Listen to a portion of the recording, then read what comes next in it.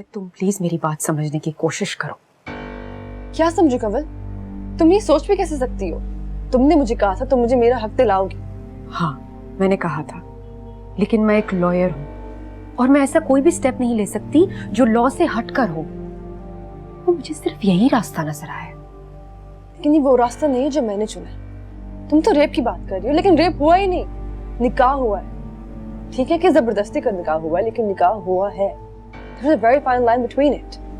ठीक है, तो तुम मुझे भी समझा दो कि वो फाइन लाइन है क्या? देखो, अगर मुझे रेप का चार्ज लगाना होता ना, तो मैं पहले ही लगा देती। ठीक है, मेरी बदनामी होती, लेकिन काफी लोग मेरे हक में भी होते और शायद मैं केस जीत भी जाती। लेकिन सारे यही कहते कि देखो बेचारी के साथ कितनी ज्यादती हुई है। हाँ, ये तो मैं बहुत अच्छी तरह समझती हूँ आयत कि तुम्हारे साथ वाकई ज्यादती हुई है, लेकिन मैं बेचारी नहीं हूँ। मुझे किसी की हमदर्दी नहीं चाहिए, और वो भी यही साबित करना चाहता है कि एक औरत कितनी बेचारी होती है, कि उसकी कोई सेल्फ रिस्पेक्ट नहीं होती, कि वो अपने पाँव में खड़ी नहीं हो सकती। तुम खुद सोचो, उसने मेरे साथ निकाह क्यों किया और जबरदस्ती क्यों नहीं की? क्योंकि वो मुझे एक पॉइंट प्रूव करना चाहता है। वो चाहता है मैं उसके पास जाऊं, रोऊं, गिड़गिड़ाऊं। वो चाहता है कि मैं उससे इंसाफ की भीख मांगूं, लेकिन मुझे इंसाफ भीख में नहीं चाहिए। ठीक है आयत, फिर मुझे बता दो कि तुम्हें चाहिए क्या? मैं उसे गलत साबित करना चाहती हूँ। उसको लगता है कि ये निकाह उसकी जीत है, लेकिन ये सच नहीं है। ये निकाह मैंने अपनी रजामंदी से किया था। हाँ, और इसी की कोशिश में लगे हुए हैं हम। कुछ भी हो आयत, ये तो जानती हो ना तुम कि ये फैसला तुम्हारा था। हाँ, फैसला मेरा ही था। और तुम ये भी जानती हो कि काफी दफा जिंदगी में हम कुछ ऐसे फैसले करते हैं जो वक्त और हालात के दबाव में होते हैं, और उसका मतलब ये नहीं होता कि ये फैसले हमारे नहीं। ये बात सही है कि उस टाइम मैं बहुत प्रेशर में थी और मैंने काफी दबाव में आके फैसला किया था, लेकिन वो फैसला मेरा ही था। तो मैं ये समझूं कि तुम सबसे पहले अगवा का केस फाइल करना चाहती हो और उसके बाद जबरी निकाह का, और फिर शायद तुम खुला लेने के लिए तैयार होगी। लेकिन मैं तुम्हें एक बात बताना चाहती हूँ, लॉ की नजर में प्रैक्टिकली जबरी निकाह भी रेप के ज़मरे में आता है। अल्लाह की नजर में मैंने निकाह की हामी भरी थी, उससे वो मुमकिन हो रहा है मैं नहीं। यही मेरी लड़ाई। सब के बाद मैं उससे खुला नहीं लूंगी। मैं बस अपने अल्लाह की नजर में सुरखरू होना चाहती। यही मेरी नीयत और यही मेरा मकसद है। ठीक है, क्या यही तुम्हारा आखिरी फैसला है कि तुम रेप का चार्ज नहीं लगाना चाहते? हाँ कमल, मैं उससे तलाक ले लूंगी, लेकिन इस निकाह को रेप का इल्जाम नहीं दूंगी। ठीक है, तुम्हारे हर फैसले में मैं तुम्हारे साथ हूँ।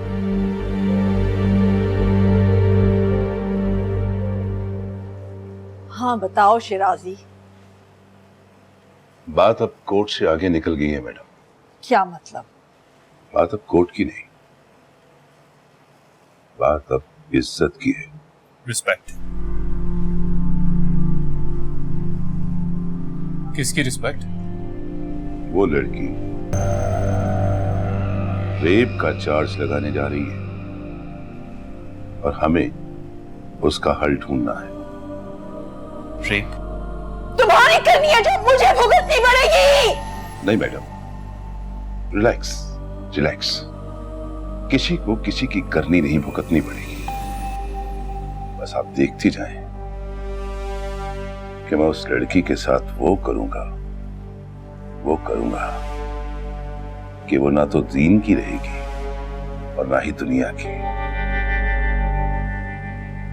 क्या करेंगे आप? थोड़ा एक्सप्लेन करें। वो रेप का चार्ज लगाकर डीएनए का बोलेगी।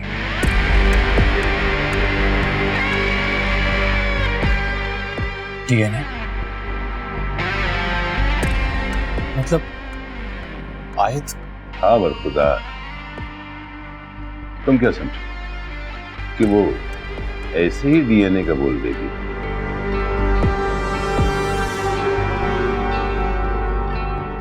अब बताओ आगे क्या करना है शिराजी? सिंपल, ऐसे बहुत सारे केसेस मैंने किए हैं मैडम, बल्कि फ्री में किए हैं। गैंगस्टर्स,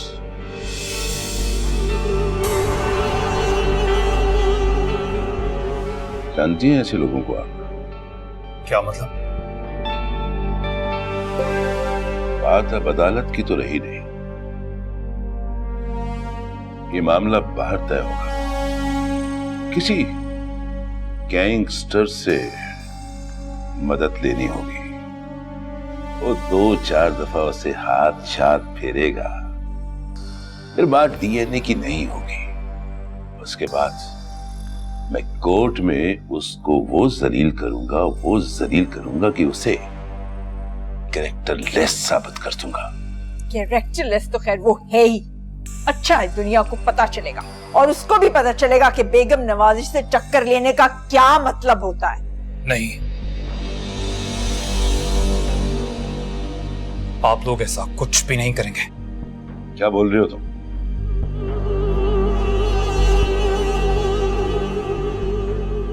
वही जो तुम सुन रहे हो। तुम ऐसा कुछ नहीं करोगे,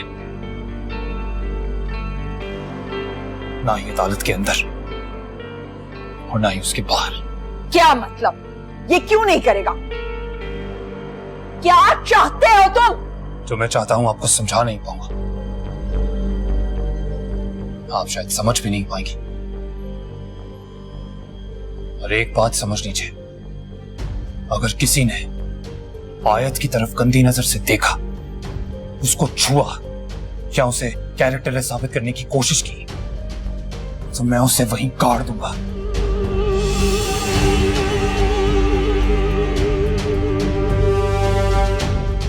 आप बोल रहे हो तुम बखुदा? मैं जो बोलता हूं क्या होता भी वही है। वो रेप का चार्ज लगाकर तुम्हें अंदर करवा देगी। वो मेरा प्रॉब्लम है। तुम्हारा दिमाग खराब हो गया क्या? पागल हो? मैं तुमसे आखिरी बार कह रहा हूं, अगर किसी ने आयत को छूने की कोशिश की या उसको बुरा साबित करने की कोशिश की, तो मैं कितना बुरा हूं ये तुम अच्छी तरह जानते हो।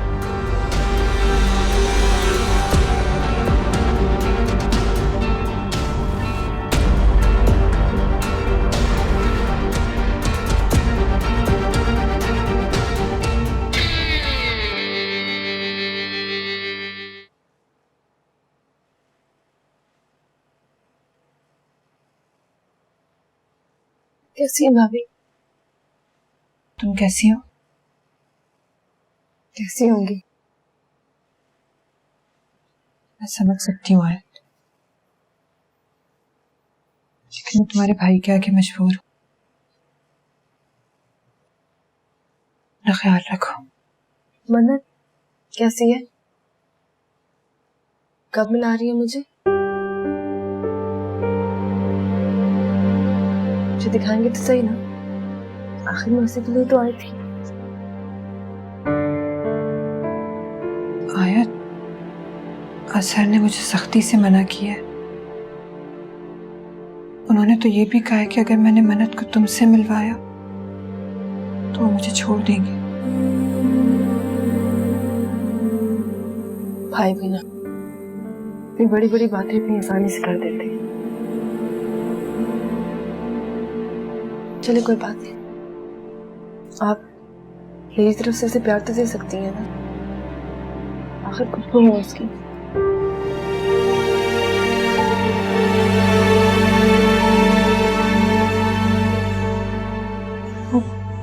मन्नत उठ गई, मैं जाती हूँ।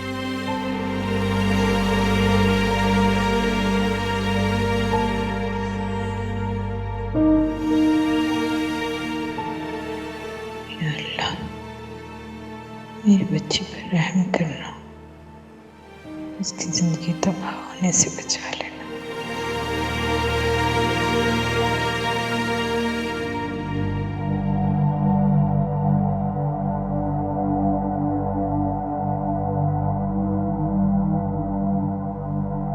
मेरी बात का जवाब दो। क्यों ऐसा कर रहे हो? क्या कर रहा हूं मैं? तुम्हें नहीं पता? चलो ठीक है, मैं बताती हूँ। क्यों मेरी इज्जत का मजाक उड़वाने पर तुले हुए हो? क्यों नहीं चाहते कि हम ये केस जीते? क्या मैं नहीं चाहता कि हम ये केस जीते? ये हो क्या? क्योंकि आप शायद भूल रही हैं कि ये केस मेरे खिलाफ चल रहा है। मुझसे ज्यादा कौन चाहेगा कि हम ये केस जीते? हाँ, लेकिन उंगलियां सिर्फ तुम पे नहीं उठेंगी। मेरी इज्जत और रुतबा दांव पर लगा हुआ है सिर्फ और सिर्फ इस केस की वजह से। तो आप बचा लेना अपनी इज्जत को। मैंने रोका है क्या? आपने ना पहले कभी मेरी फिक्र की है, ना ही अब करने की जरूरत है। कैसी बातें करते हो? इतना जहर भरा हुआ है तुम्हारे अंदर। क्या क्या किया क्या है मैंने? यही तो अफसोस है मामा, आप कभी कुछ किया ही नहीं। मतलब? कहने दीजिए, आपके बस की बात नहीं है, आप नहीं समझेगी। क्या नहीं किया मैंने तुम्हारे लिए? क्या नहीं किया? प्यार, बस प्यार ही नहीं दे पाई। Rubbish, complete rubbish. जिंदगी नहीं गुजरती प्यार के सहारे मिस्टर। राम शोर, आप ऐसा ही सोचती हो। प्यार क्या है आपको क्या पता? अरे मैं क्या, आप तो मेरे बाप तक को प्यार नहीं दे पाए। इसी वजह से तंग आके बेचारे ने एक दिन अपनी जान ही ले ली, मार लिया खुद को। मैं तुम्हारे बाप और नहीं मारा। जीना ही नहीं चाहता था, इसलिए खुदकुशी की उसने। अरे वो जीना नहीं चाहता था या आप उसके साथ जीना नहीं चाहती थी? समझ में नहीं आता कि अगर आपने यही करना था तो उससे शादी करने की क्या जरूरत थी? अरे शादी की क्यों आप दोनों ने? अच्छा, क्यों क्यों करते हैं शादी? तुम बताओ। दो लोग साथ रहने के लिए करते हैं शादी। जब दो लोगों को लगता है कि उनको जिंदगी साथ गुजारनी चाहिए, इसलिए करते हैं शादी।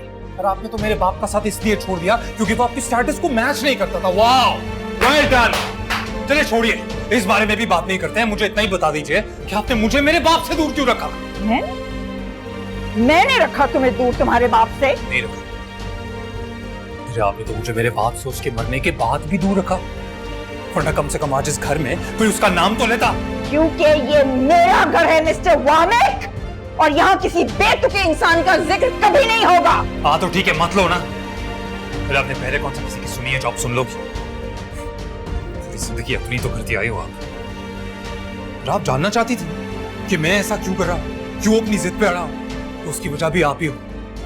क्योंकि मैं नफरत करता हूं आपकी इस झूठी इज्जत से और आपके इस झूठे स्टेटस से। झूठा। तुम तो ऐसे बातें कर रहे हो जैसे तुम बड़े पाकबाज हो, है ना? याद रखो, ये मेरी ही वजह से है कि आज तुम जेल में नहीं सड़े, वरना वो लड़की तुम्हें जेल में चक्की पिसवा रही होती। ऐसी बात का अफसोस है मुझे कि ऐसा हुआ क्यों नहीं।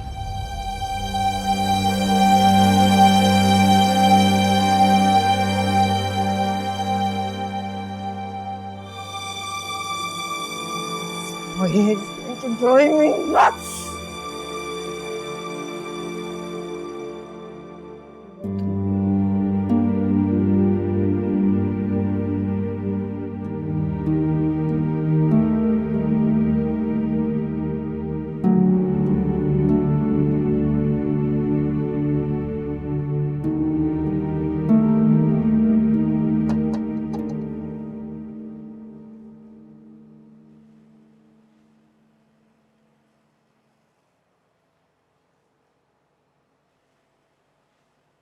आयत, जी अम्मी, खैरियत?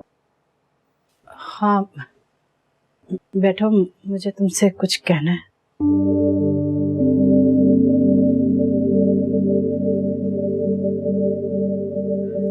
देखो बेटा,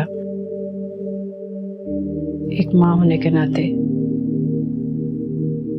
मैं तुम्हें कोई गलत मशवरा नहीं दूंगी। जी अम्मी, कहिए। मैं जानती हूँ कि बहुत देर हो चुकी है, लेकिन अभी भी कुछ नहीं बिगड़ा।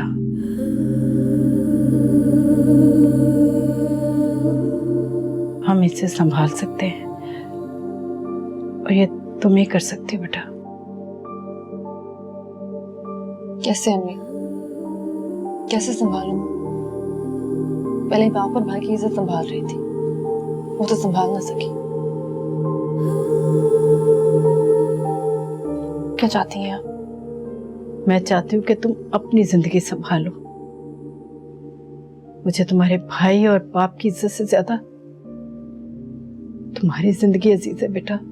अच्छा, क्या करूं इस जिंदगी को संभालने के लिए जो पहले इतनी बिखरी हुई है?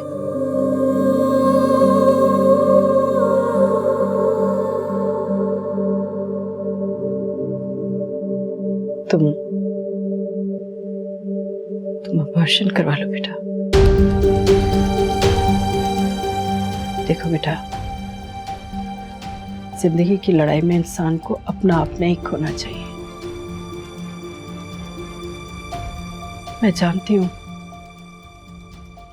तुम हक पर हो, लेकिन हमारे माशरे में औरत को उसका हक दिया ही कहाँ जाता है। तुम कैसे अकेली इस बच्चे को पालोगी बेटा? कैसे, जबकि उसका बाप ही उसे नहीं अपनाना चाहता? किस किस को जवाब दोगी तुम? बताओ बेटा, किस किस को जवाब दोगी? किसी को नहीं, मैं किसी को जवाब नहीं दूंगी। मैं जानती हूँ कि आप क्या चाहती हैं कि मुझे अपनी जिंदगी दोबारा जीने का एक मौका मिले, लेकिन सच बताऊं, मुझे वो मौका चाहिए ही नहीं। अगर अल्लाह ने चाहा तो ये बच्चा जरूर होगा। ये बच्चा मेरा है, मैं इसे वोट नहीं करूंगी। ये मेरा हिस्सा है। जिस मुआशरे को मेरा हिस्सा कबूल नहीं, वो मुझे क्या कबूल करेगा?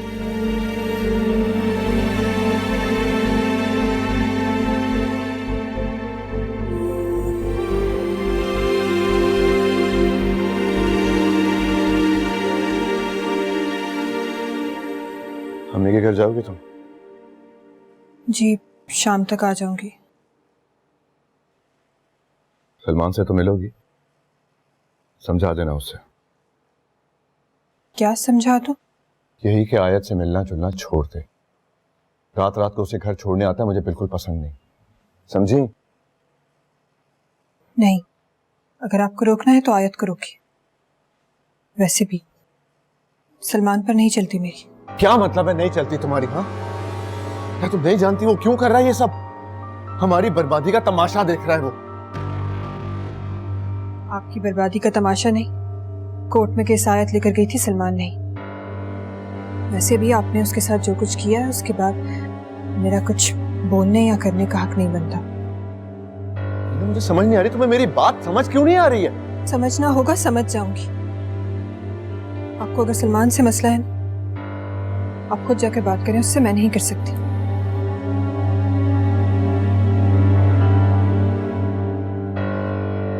बेटा, मैं जानता हूं कि तुम बड़े हो गए हो और दुनिया को अब समझना तुमने शुरू कर दिया है, लेकिन अभी भी बहुत सारे मामलात हैं जो कि तुम नहीं समझ रहे। अब हुआ क्या है, साफ साफ बताएं। मैंने जाना भी है। कहाँ जाना है तुमने? मैं आयत को लेके जाना है वकील के पास।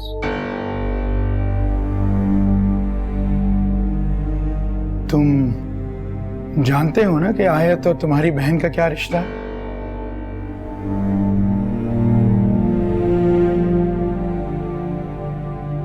अब वो आयत पे बुरा वक्त आया हुआ है और बुरे वक्त में दोस्त ही, मतलब आप ही ने ये सब हमें सिखाया। हाँ, मैंने ही तुम्हें सिखाया है, लेकिन तुम्हें अपनी बहन का भी ख्याल होना चाहिए। है ना वो, इसीलिए तो मैं इनके घर नहीं जाता। अब मैं और क्या करूं? आयत को छोड़ने तो जाते हो? अबू प्लीज छोड़ दें इस बात को। नहीं नहीं, एक मिनट, क्यों रहने दें? आप बताएं, आपको किसी ने कुछ कहा है? आपको क्या मतलब अजहर भाई ने कुछ कहा है? अरे भाई, किसी को मुझे कुछ कहने की क्या जरूरत है? तुम्हें अपनी इज्जत का खुद ख्याल होना चाहिए। अबू एक मिनट प्लीज। मैं माजरत के साथ ये कहना चाहूंगा कि आप अजहर भाई की दकियानूसी सोच का मुद्दा मेरे पर नहीं डाल सकते। मतलब वो कभी अपनी बहन का ख्याल तो रख नहीं सके तो मेरी बहन का क्या रखें। और जहां तक रही बात मेरी और आयत की दोस्ती की, तो मैं आयत को नहीं छोड़ूंगा। जो कुछ हुआ उसके बाद भी? हाँ बिल्कुल, मतलब जो हो गया वो हो चुका, उसके लिए मैंने उन लोगों को माफ कर दिया, लेकिन जो वो अब आयत के साथ कर रहे हैं उसके लिए मैं उन्हें माफ नहीं करूंगा। और जहां तक रही मेरी और आयत की दोस्ती की बात, तो बेहतर ये होगा कि आप उसमें ना पड़े, वो हमारा आपस का मामला है।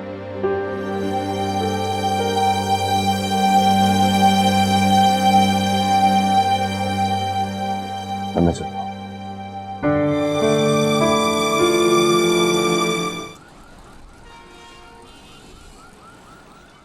पता नहीं कहाँ रह गई। कहा तो था कि आधे घंटे में आ रही है। काफी देर हो गई है आयत, आप उन्हें कॉल करके पूछे। मैंने की थी कॉल, कोर्ट में थी, कोई जरूरी काम होगा इसलिए बुलाया। आपको देर हो रही है तो आप जा सकते हैं।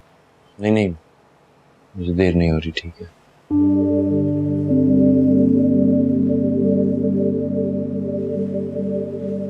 आयत मैं सोच रहा था कि आपकी कल कोर्ट में हियरिंग है तो मैं आपके साथ चलूं। नहीं सलमान, इसकी कोई जरूरत नहीं। नहीं आयत, आप मुझे कभी अपने साथ कोर्ट क्यों नहीं आने देती? मैं आपका साथ देना चाहता हूँ। मुझे नहीं लगता वो आएगी। आई थिंक हम चलते हैं, नेक्स्ट टाइम मिल लेंगे। चलें?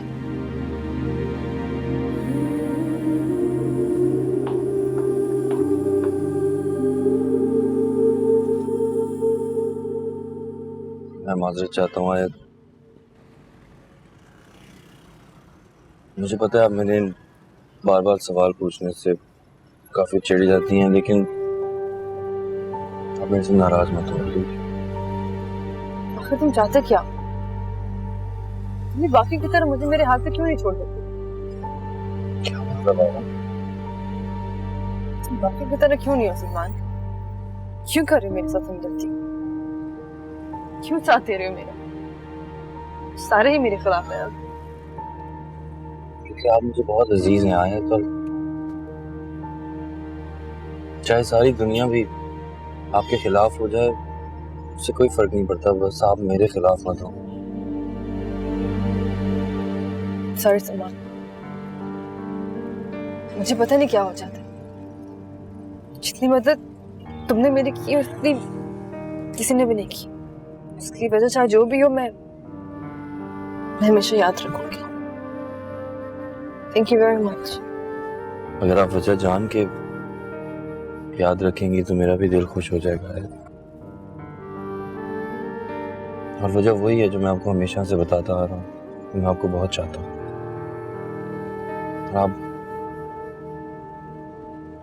आप चाहे जितना भी मेरे से चिढ़े, मेरे से जान छुड़ाने की कोशिश करें, मैं वापस आपके पास ही आऊंगा, क्योंकि मैं आपसे प्यार करता हूँ आयत। उमर, थैंक यू हर चीज के लिए।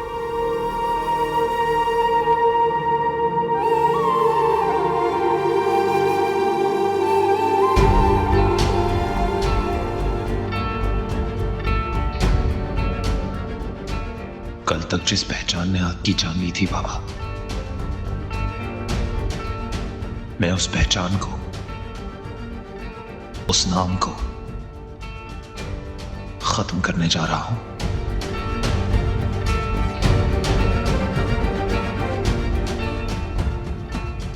आप चाहे जितना भी मेरे से चिढ़े, मेरे से जान छुड़ाने की कोशिश करें, मैं वापस आपके पास ही आऊंगा, क्योंकि मैं आपसे प्यार करता हूँ आयत।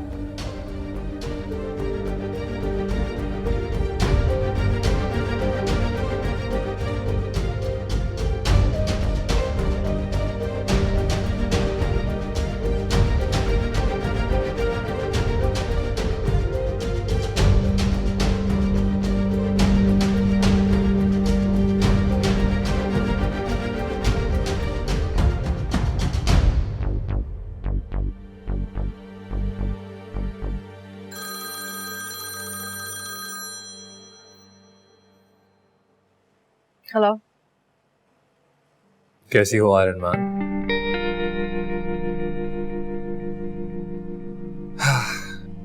कल अदालत अपना फैसला सुनाने वाली है।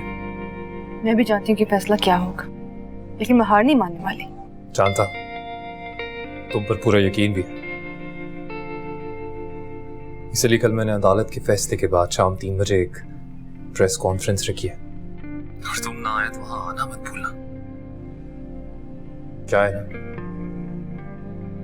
तुम्हारे केस की सुनवाई अब अदालत में नहीं, बल्कि इसका फैसला इस प्रेस कॉन्फ्रेंस में होगा। ख्याल रखना आयरन मैन।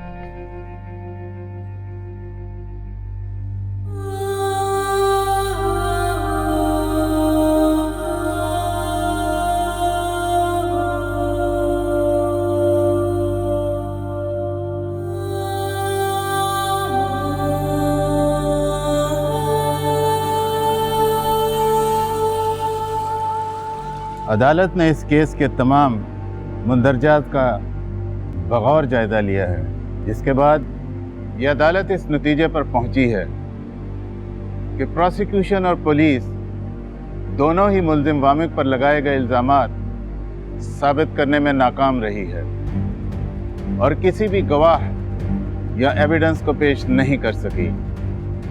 लिहाजा ये अदालत मुल्जिम वामिक को बाइज्जत बरी करती है।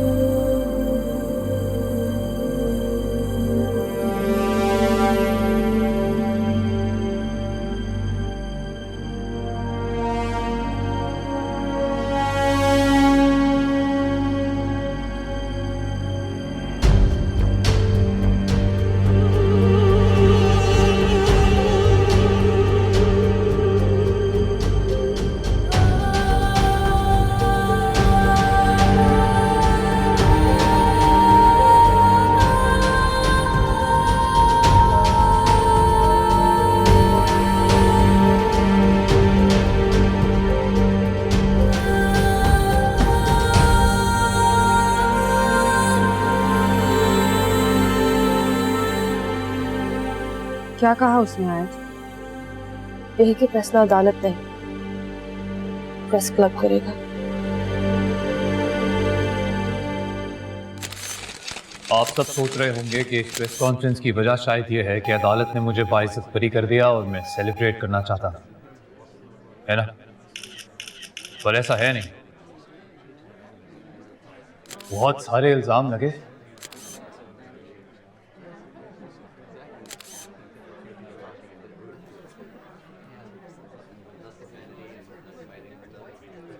वो सारे इल्जाम सच है।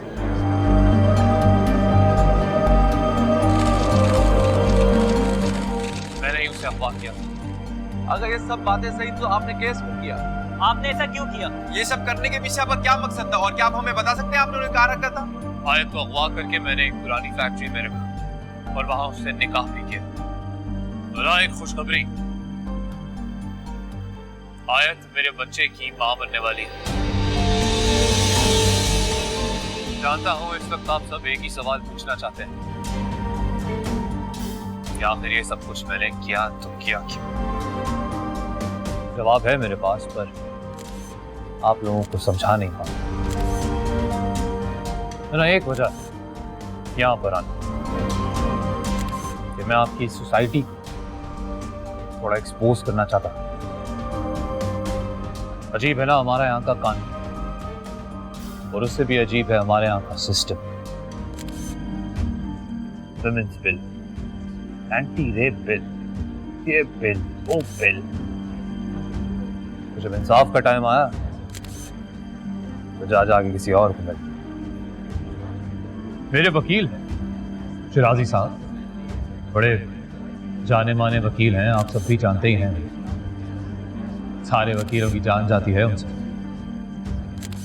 वो अक्सर कहते हैं कि हमारे सारे कोर्ट्स के काले कोट उनके खुद के काले कोट की जेब में रहते हैं, इसीलिए किसी ने आयत का केस भी नहीं किया और उसे इंसाफ भी नहीं मिला, क्योंकि अदालत मांगती है सबूत, और हम जैसे लोगों के लिए सबूत छुपाना ऐसे है जैसे, क्योंकि जो कुछ मैंने किया उसका एक चश्मदीद गवाह भी था, वो मौलाना साहब जिन्होंने मेरा और आयत का निकाह करवाया। वो बेचारे भी बीवी बच्चे वाले हैं, तो ज्यादा मुश्किल नहीं हुई उनको चुप कराना, तो अदालत को कोई सबूत मिला ही नहीं। और एक ही हमारे यहाँ होते हैं एनजीओज वाले, तमाशा करने के लिए एनजीओज बनाते हैं।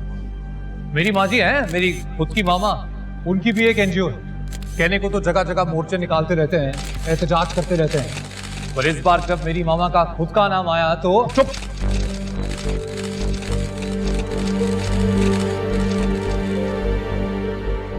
पर आयत ऐसी नहीं है।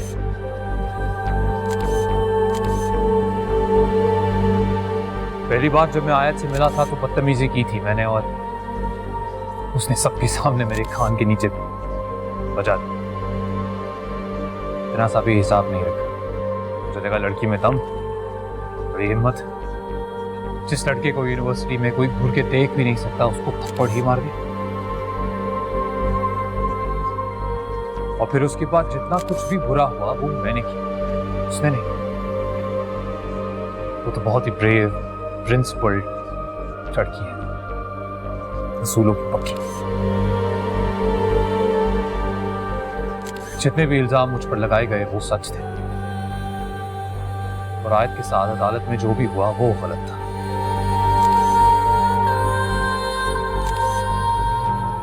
अगर आयत चाहे तो मैं आज भी जेल जा अपनी सजा काटने को तैयार हूं।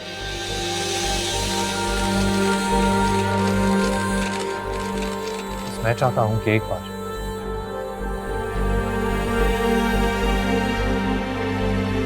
आयत मुझे माफ कर दे, और आप सबको भी यही कहूंगा कि आई एम सॉरी।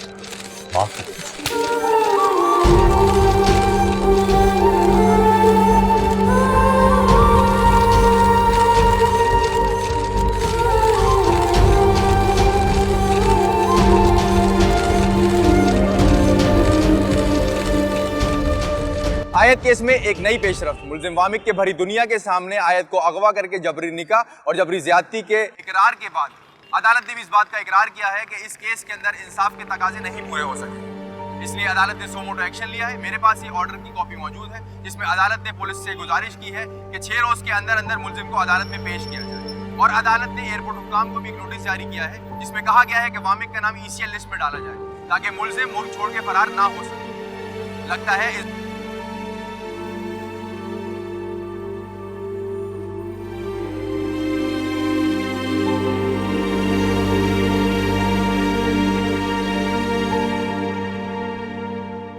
बड़ी गलती हो गई हमसे, बहुत बड़ी गलती हो गई। हमें उसे समझना चाहिए था, उसका साथ देना चाहिए था। या अल्लाह, तू हमें माफ कर दे।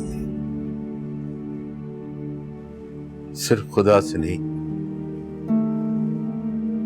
मैं अपनी बेटी से भी माफी मांगता हूं, लेकिन जो हमने उसके साथ किया मुझे नहीं लगता वो हमें माफ कर पाएगी। एक बच्चे के लिए माँ बाप ही साया होते हैं, जिसके आगोश में आकर बच्चे को तहफ्फुज का एहसास होता है, लेकिन हमने अपनी बच्ची से वो तहफ्फुज छीन ली।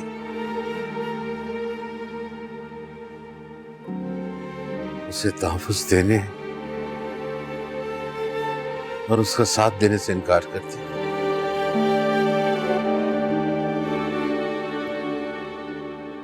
मुझे कहती रही कि मैं अपने हक के लिए लड़ रही हूं, लेकिन मैंने अपनी इज्जत के डर से उसे चुप रहने को कहा और उसका साथ नहीं दिया।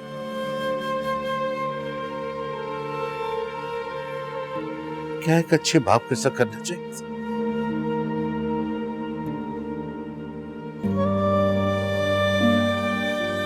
मैं अच्छा बाप नहीं हूं,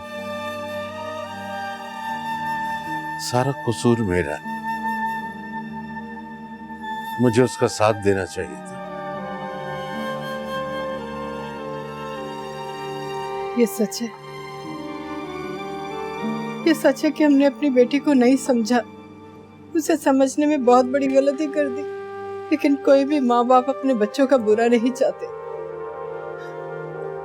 हम अपनी इज्जत की खातिर कोर्ट से जाने के लिए डरते रहे, लेकिन कोर्ट में लगे हुए केस कभी किसी से छुपते नहीं है। उनका ढंढोरा तो पूरे माशरे में पिट जाता है। लेकिन सच तो सच होता है नफीसा। मेरी बेटी कहती रही कि वो सच पर है और अपने हक के लिए लड़ रही है।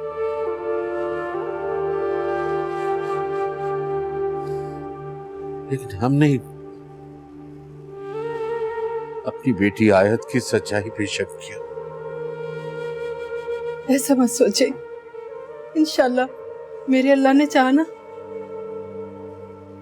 तो वो मेरी बेटी का दिल जरूर हमारे लिए नरम कर देगा।